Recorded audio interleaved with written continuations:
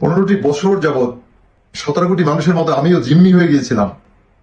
মেধাবী ছেলেমেয়েগুলোকে বিদেশে পাঠাইনি, নিজেরও সকল অপরচুনিটি থাকা সত্ত্বেও কোনোদিন বিদেশে সেটেল হওয়ার কথা চিন্তা করিনি। কিন্তু যখন মোবাইলে কথা বলতে সতর্কতা অবলম্বন করতে হয়, হোয়াটসঅ্যাপে কথা বলতে সতর্কতা অবলম্বন করতে হয়, ফেসবুকে পোস্ট দিলে সেখানেও চিন্তা করতে হয়, আর হোয়াইট হাউসের সামনে যখন দেখেছি কত সমালোচনা এই মানুষ করছে, কেউ তাদেরকে ভয় দিচ্ছে না বা তাদের দিলে কোনো ভয় নেই, তখন ছেলেমেয়েদেরকে বলতে শুরু করেছি যত দ্রুত সম্ভব দেশে যাওয়ার কথা চিন্তা করতে থাকো।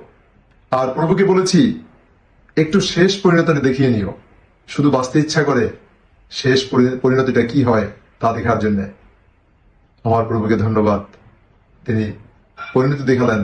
কিন্তু যাদের এই পরিণতি থেকে শিক্ষা লাভ করার কথা ছিল, তারা কি আদৌ শিক্ষা লাভ করেছে? সন্দেহ আছে।